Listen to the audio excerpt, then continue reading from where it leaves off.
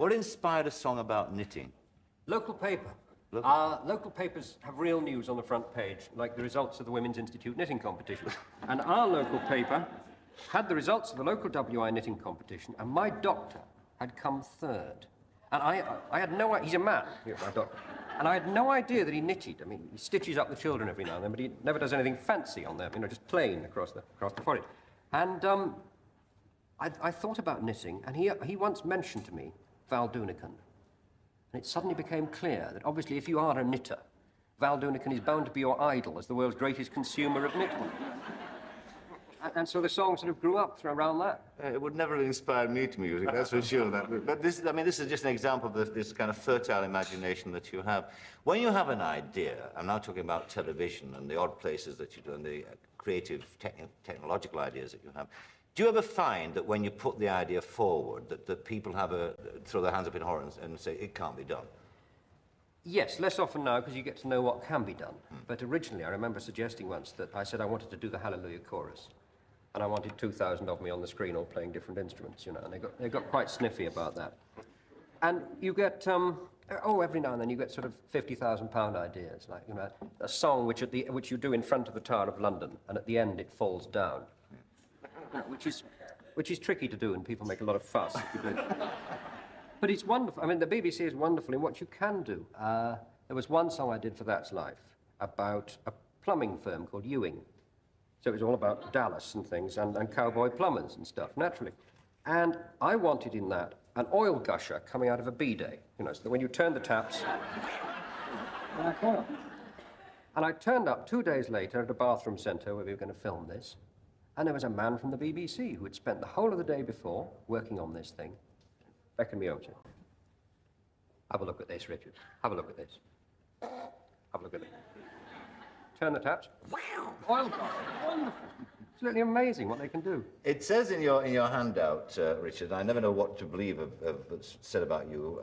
It says you play guitar, drums, double bass, accordion, trumpet, trombone, tuba, violin, cello, ukulele, mandolin, banjo, balalaika, and tambourine. Now, would it be a fair assumption to say that you're musical? No. What it should say is that I can't play any of those. You can't? I keep taking up new things in the hopes that I'll find one that I can play. And I'm going on, and one of these days, when I'm 80, I shall find that it would have been the Swanee Whistle. If I'd taken it up earlier, that's what I should have made my career at. But really, there are quite a lot of us, actually, who can play When the Saints Go Marching In on everything, but nothing else on anything. You've written hundreds of songs as well. Which has been the most difficult subject that you had to write a song on? Was there one that really baffled you? Well, when I do cabaret and things, I try and write a song for the particular organisation. And when the Amalgamated Union of Engineering Workers rings up and says, we'd like a special song to end off with, funny song about the Amalgamated Union of Engineering Workers is always difficult. There's one I do about 3 quantity surveyors who formed a folk group, which, as far as I know, is the only song ever written about 3 quantity surveyors who formed a folk group. They all have sort of silly ideas like that. It's very wasteful. Have you ever thought of wasteful in the sense that you spend too much time writing these things which will be performed once? Exactly. Yeah. I do 300 songs a year, yes. each of which is performed once. Yes. And the trick that, say, Andrew Lloyd Webber has found, you write one song which is performed 300 times, you have an easier life. That's right. Well, I mean, why haven't you cottoned on to that one? Have you ever thought of writing a hit?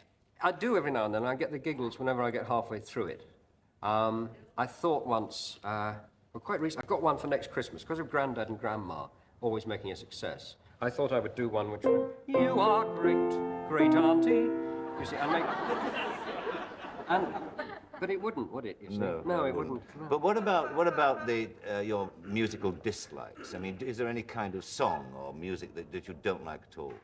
Oh, I think Extreme Unction, the crawling ballad, that kind of thing. What about your fascination that you have is with words and word games, not so much jigsaws, isn't it? In fact, you're bringing out a book on anagrams later on in the year. Love anagrams. I have the world's best name for doing anagrams of it. It's the only thing that makes it bearable being called Stilgoe, because going through school, being called, do Stilgoe.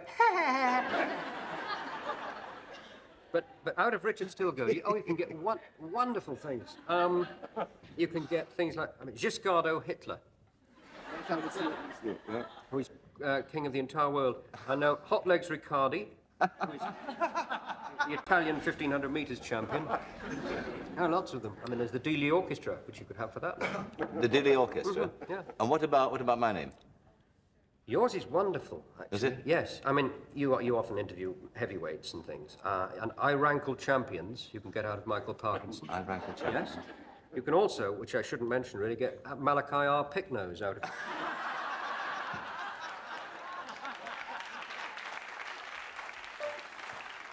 Most people know you, we'll get off this subject quickly. I've got some more like that. Yes, I know you have. More where that came from.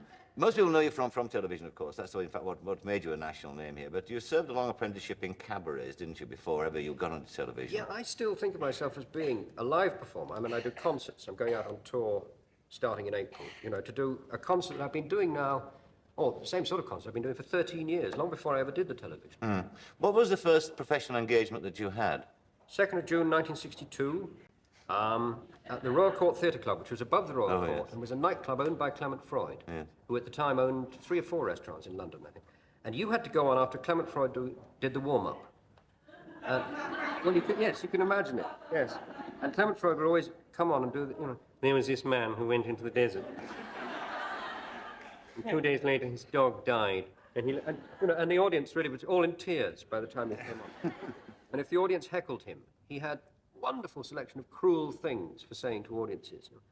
Tell me, sir, was your brother an only child?